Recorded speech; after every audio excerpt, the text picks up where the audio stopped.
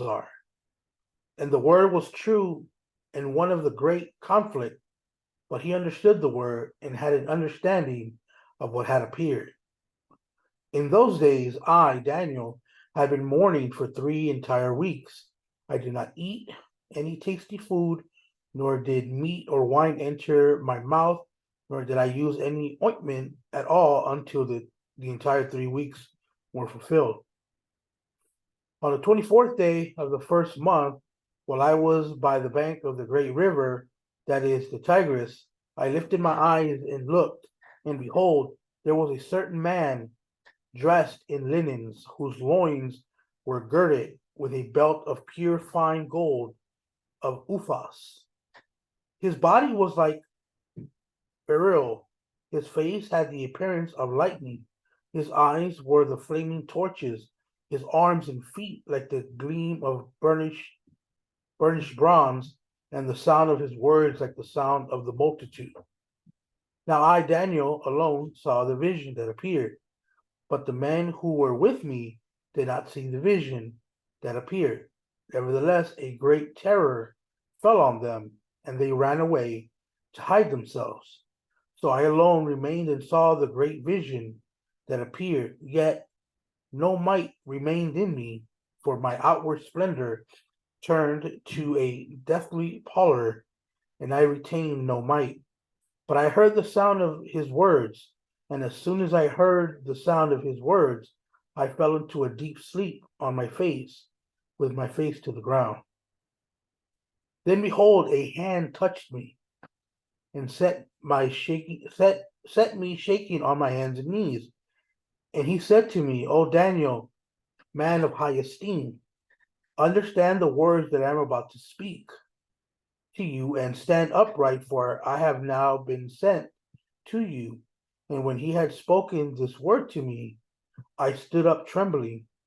Then he said to me, do not be afraid, Daniel, for from the first day that you gave your heart to understand this and to humble yourself before God, your words were heard, and I have come in response to your words. But the prince of the king of Persia was standing against me for 21 days. Then behold, Michael, one of the chief princes, came to help me. Now I have been left there with the kings of Persia. Now I have come to give you an understanding of what will happen to your people in the last days, for the vision pertains to the days yet future. Now when he had spoken to me according to these words, I turned my face toward the ground and became speechless. And behold, one in the likeness of the sons of men were touching my lips. Then I opened my mouth and spoke and said to him who was standing before me, O my Lord, as a result of the vision that appeared, pains have come upon me, and I have retained no might. Now, how can such a servant of my Lord talk with such as my Lord? As for me right now, no might stands within me, nor does any breath remain within me. Then this one, with the appearance of a man, touched me again and strengthened me. And he said, O man of high esteem, do not be afraid. Peace be with you. Gather strength and be strong. Now, as soon as he spoke to me, I received strength and said, May the Lord speak for you. May my Lord speak, for you have strengthened me. Then he said, Do you know why I came to you?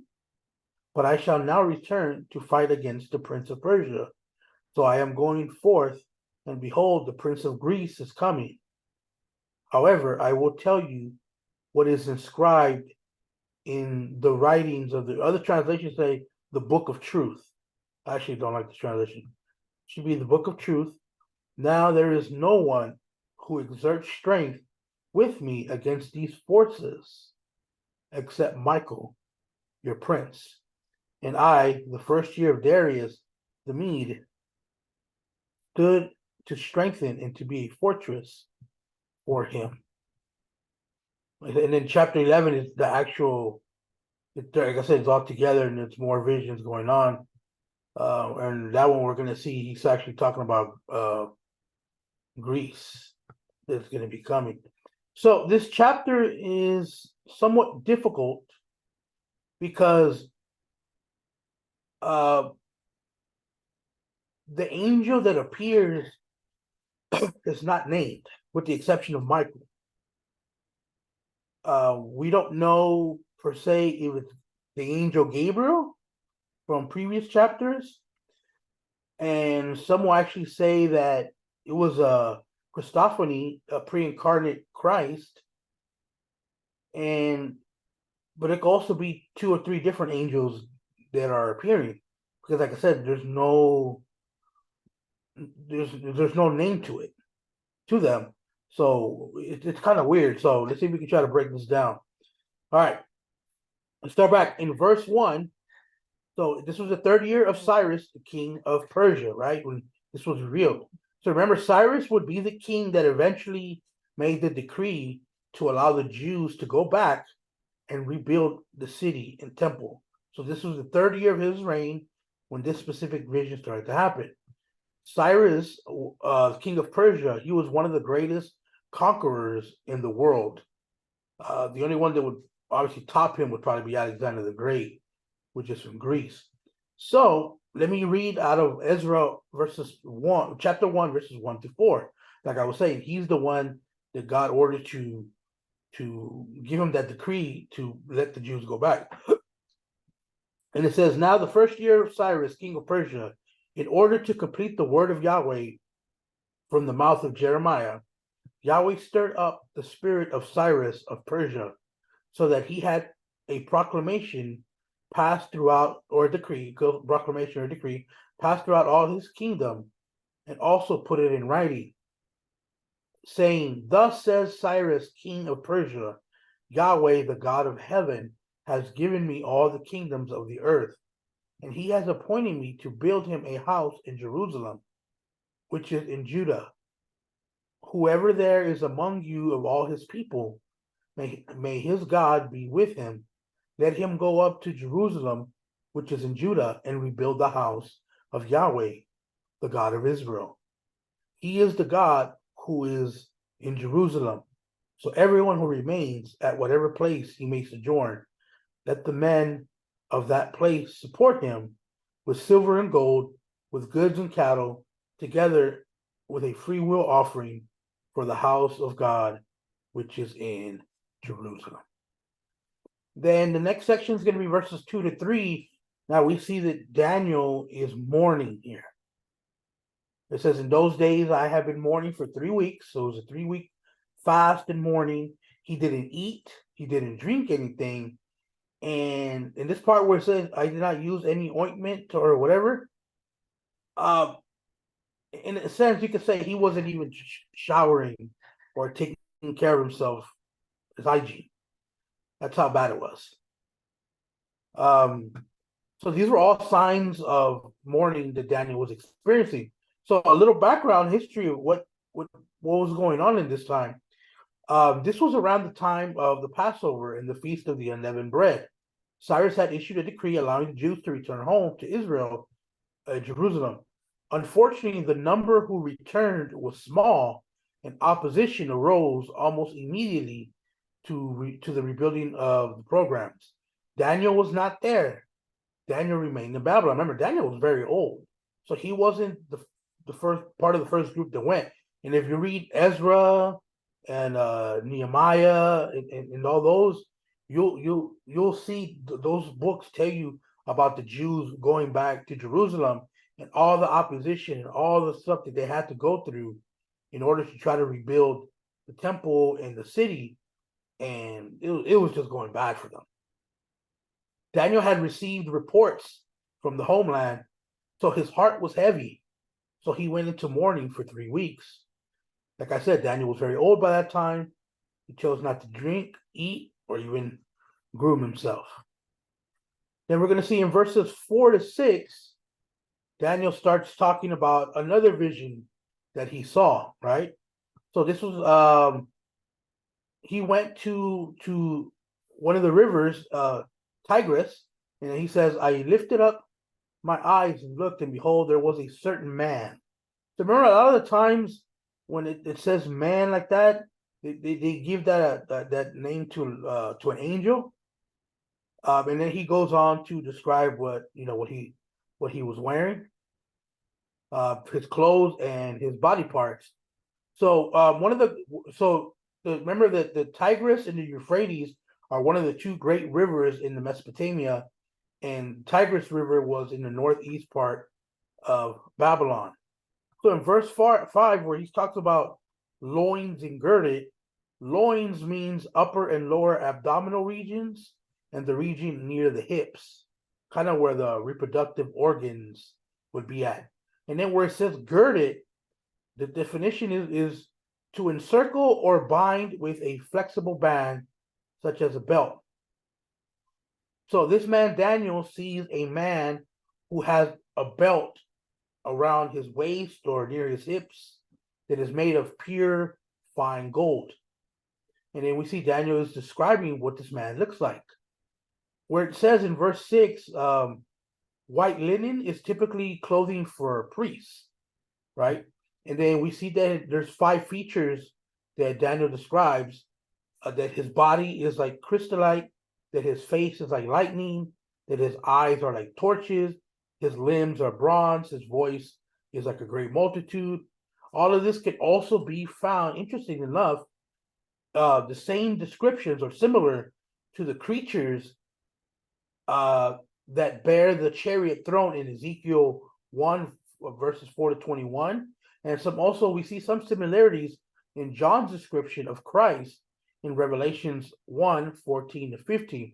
So some scholars believe that verses 4 to 6 is what's called a Christophany, a pre-incarnate Christ appearing. Now there's no proof of that, but that's what some people think. And as we go on, if you continue that this is the same person, by the time we get to the end, we're going to realize that it can't be Christ, because at towards the end of the chapter, it talks about Michael had to go help him. And why would Christ need help from Michael? So if this is a pre-incarnate Christ, maybe so, but definitely angels that appeared after this. It could be Gabriel, it doesn't say, or it could just be another angel. But this specific section, most people think that could be Christ. So verses 7 to 9, we see Daniel's the vision that Daniel sees. It brings fear. So it says that he was alone and saw the vision that appeared, but the men who were with me did not see the vision that appeared. Nevertheless, a great terror fell on them, and they ran away to hide themselves. So I also remained and saw the great vision that appeared, yet no might remain in me. Like, he was powerless. He lost all strength. This vision that he was seeing, whatever it was, it just took all his strength. And then he starts to describe the way he was looking and feeling. And in verse 9, but I heard the sound of his words. As soon as I heard the sound of his word, I fell into a deep sleep on my face, with my face on the ground. So obviously Daniel was not alone at the river. There were other people there. So the fact that the other people that were there, they were afraid and ran away. So they might have not actually seen what Daniel was seeing, but they had to have heard something, or else why would they be afraid? So they probably heard something, and probably Daniel was acting weird, so they just got out of there. And then we see that Daniel was lacking strength, right? Now, remember, he was talking about that he was doing a fast, no food, no drink, no showering, no nothing. So it could be that whatever he saw affected him, and the fact that he had been fasting and everything, he just ended up passing out. Now, this is the big portion of the text here, is verses 10 and 19. Here's where it starts to get a little weird, because now we're going to see what appears to be somebody else, or possibly two different angels appearing here. So Daniel received strength from a messenger of God. So let's go ahead and read the whole thing again. Then behold, a hand touched me and set me shaking on my hands and knees. So now an angel, again, which is, it doesn't say that it's the previous one from verse 4 to 6, but an angel came and touched him. Some scholars believe that could be Gabriel. This angel said to him, and I think one of the reasons why they believe it might be Gabriel, because in the previous chapters where Gabriel would show up, Gabriel would give him words of encouragement, right? And we see here in verse 11, it says, "O Daniel, man of high esteem, understand the words that I am about to speak to you, and stand upright, for I have been sent to you." And when he had spoken these words to me, I stood up trembling. This angel doesn't identify himself. And again, it is debatable if it's the same one from verses 5 to 6. If it's the same person, obviously this couldn't be pre-incarnate Jesus based on what he says in verse 13, which is coming up. Then he said to me, "Do not be afraid, Daniel, for from the first day that you gave your heart to understand this and humble yourself before God, your words were heard. And I came in response to your words." Remember, Daniel in the previous chapter said almost the same thing. I'm sorry, Gabriel said to Daniel almost the same thing. And then in verse 13 says, "But the prince of the kingdom of Persia was standing against me for 21 days. Then behold, Michael, one of the chief priests, came to help me. Now I have been left there with the kings of Persia." So, some say that the prince of Persia is symbolically for either Satan or a demon. Michael could be a reference to the archangel Michael, and the fact that Michael needed to help this angel who touched him, I don't see how the angel or the man that he saw in verses 4 to 6 is Jesus. So this had to have been a different one. Regarding verse 13, most agree that this prince of the kingdom of Persia, the way he references, is speaking of a battle between the spiritual realm and the earthly realm, I guess, right? Angels versus demons, or powers and kingdoms that are influenced by angels versus powers and kingdoms who are influenced by demons. Remember, the word prince can also be a reference to a leader, or also can be given to chief angels. There is no clear evidence that in this chapter on the biblical concept that conflicts in human history are paralleled by conflicts in the supernatural realm. We all know that the Bible says that Satan is the god of this world, and all the evil that is done or has been done in this world, obviously it is man's fault. But I'm sure we can see Satan's hand influencing his demons, influencing man to do all the horrific things that it has done from the beginning into the very, very end. This information showed us that the Jews were not simply facing human opposition and enmity at the earthly court of the Persian king, but powerful spiritual beings operating in the heavenly realms. Although this spiritual opponent was powerful enough to delay God's messenger for a period of 3 weeks, all he could do was delay him.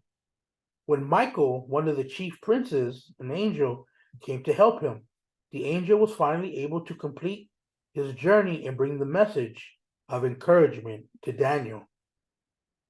Michael appears to have a special responsibility to take care of the nation of Israel, and a lot of that is actually talking about in other Jewish literature that's not in Scripture, the Book of Enoch, and just other different Jewish writings.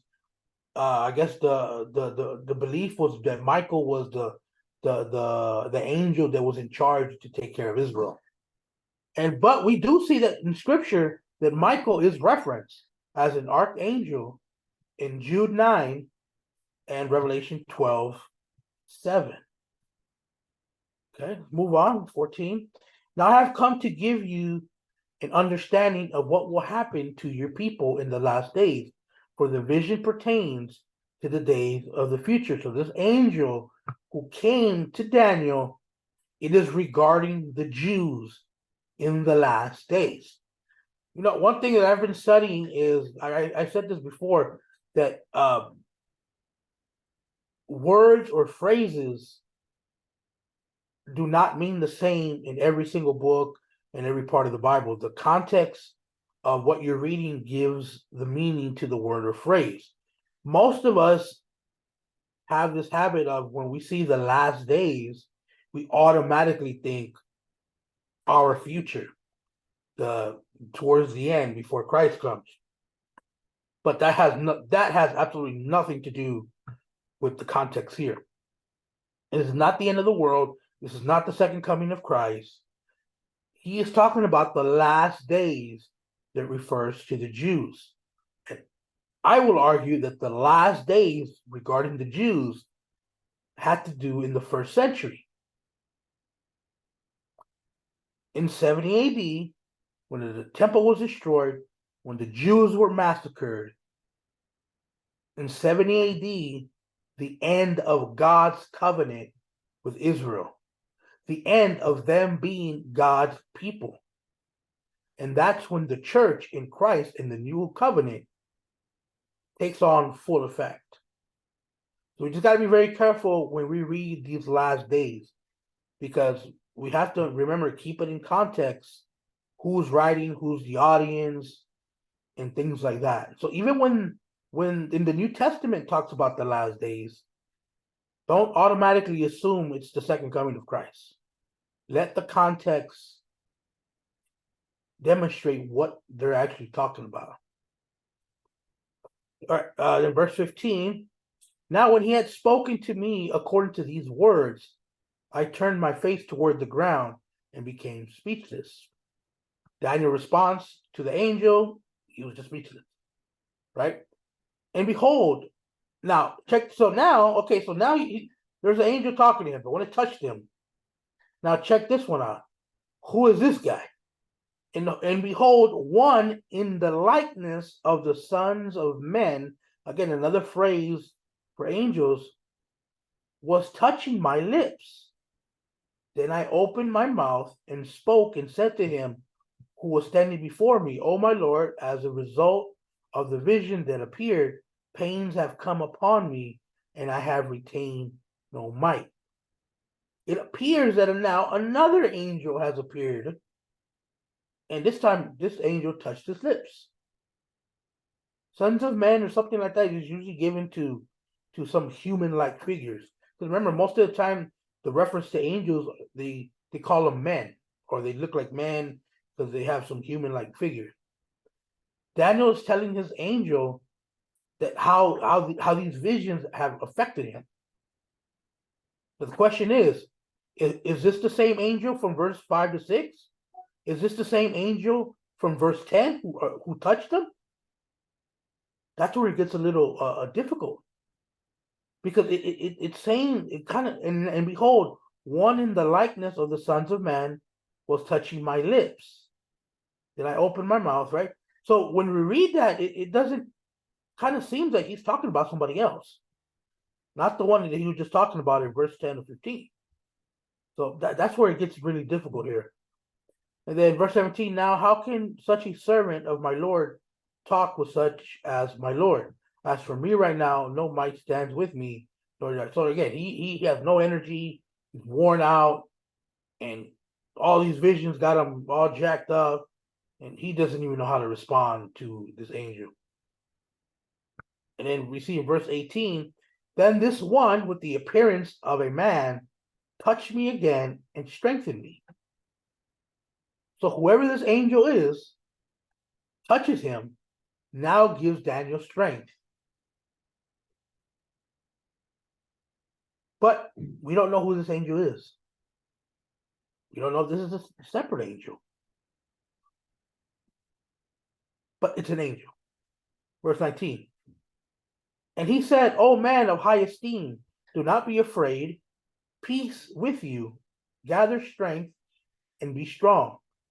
Now, as soon as he spoke to me, I received strength and said, May my Lord speak, for you have strengthened me. The angel, you see, is giving him some encouragement, blessing him. Daniel receives strength. Now Daniel feels strong and confident to go and speak to him. Verses 20 to 21, and let's finish off here. So, verse 20, then he said, do you know why I came to you? But I shall now return to fight against the prince of Persia.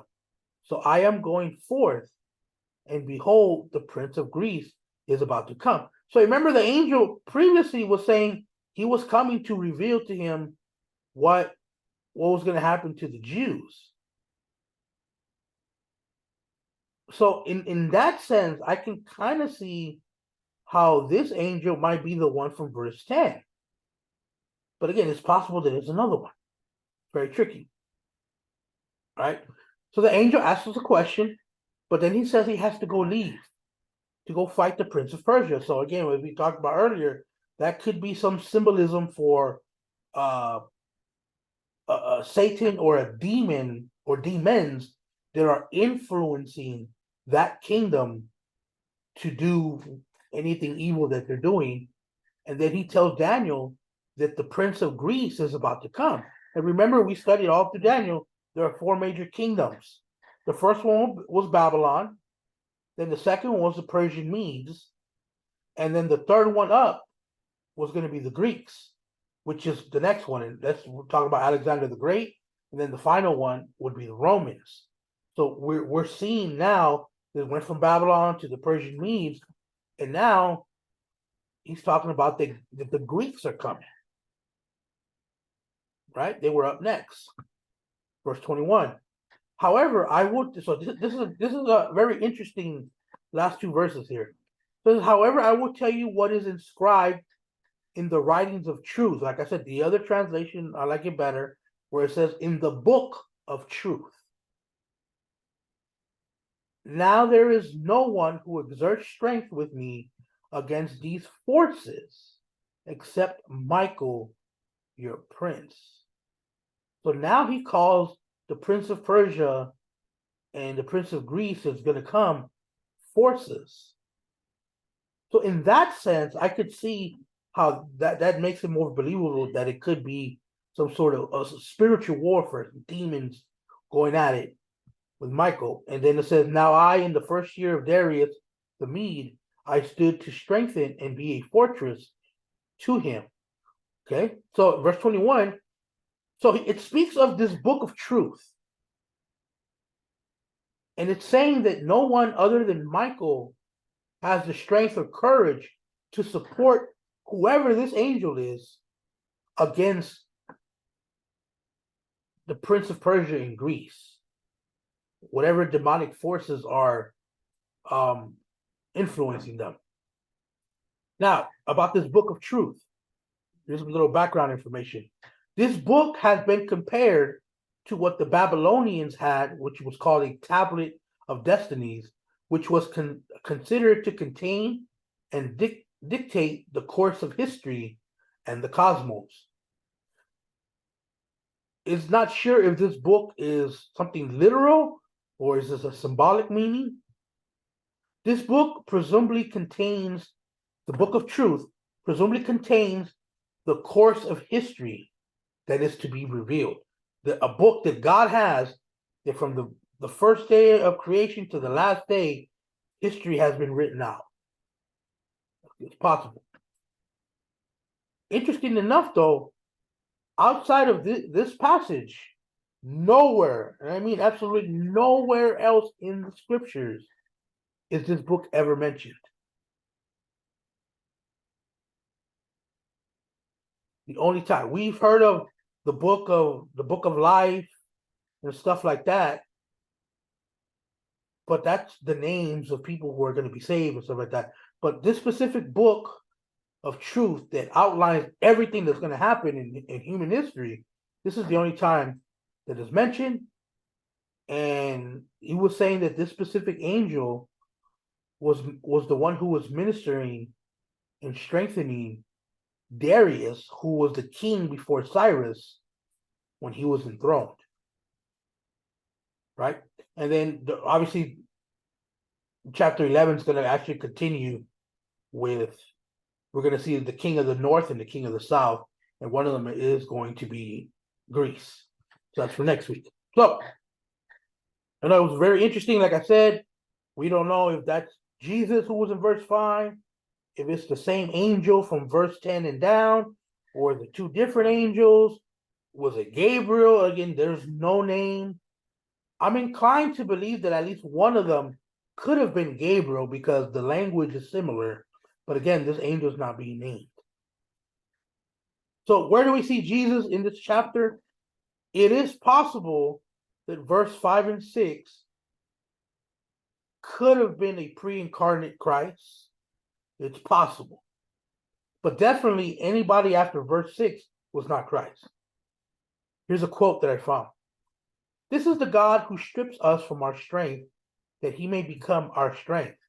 This is the God who knocks us down, that he may raise us up with renewed strength, peace, and courage.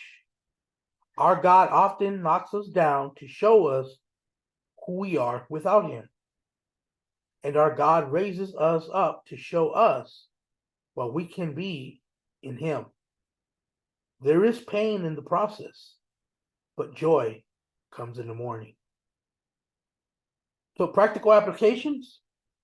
God knows about the future in advance. God reigns and sovereign over everything. He directs history according to his providential plan. And like I've said it several times during our studies in Daniel, even if our world right now looks like it's going down the toilet, even if it looks like we are getting worse, Christ is on the throne. Christ is in control of everything. Just because it seems like the world's going down the toilet does not mean that Satan is winning.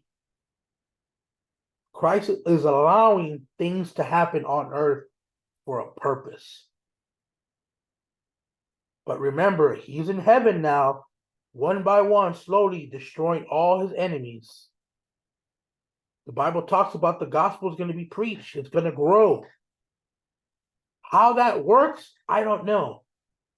But what I do know from the scriptures is that there is hope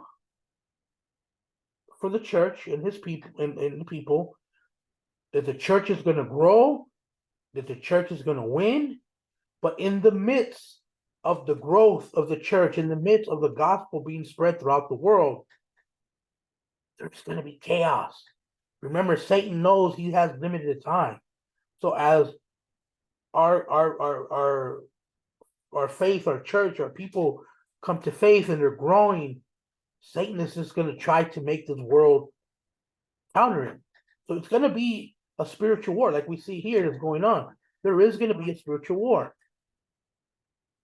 But we should try to be optimistic because we win at the end. The church is going to grow. The gospel is going to be preached. People are going to come to faith. And yes, we are going to battle. But Christ is going to come and he's going to end all of that. And trust in him and come to him for whatever you need and lack. And keep in mind that, yes, we are in a spiritual warfare. Some people seem to be attacked more than others. Some Christians over-spiritualize everything. And some Christians believe that there is actually not. Scriptures talk about spiritual warfare. People of God are always being attacked by Satan and his armies. Not in demon possession ways, but more of everybody's different, So I know how the enemy attacks me. And it's more of putting thoughts in my head, making me feel like I'm unworthy of things, reminding me of bad things like, oh, remember God didn't have your back then? Oh, remember when this happened? Who was there for you? So that's me. This is just me. How the enemy attacks me. It's just trying to put things in my head, and certain topics are very sensitive for me. And then, if I start to break down, I start to cry, then anger comes right behind that. And then I would sometimes question God, like, well, why did you allow that? Or why do I have to suffer? But look what that person is doing. So once the enemy already has me talking to God that way, questioning God like that, he's already messing with me. Now, other people, you can do it with other people in different ways. So, but we have to remember there is a spiritual realm, and all the evilness, all the disgusting things that we see in this world. That's Satan's hand and his demons influencing man to just become more sick and perverted, and to really reject God. So that's Satan's hand there. But remember, God's kingdom is at war and is slowly destroying Satan's kingdom. But we win at the end, so we don't need to live in fear. We should live in peace. We should live in love and harmony.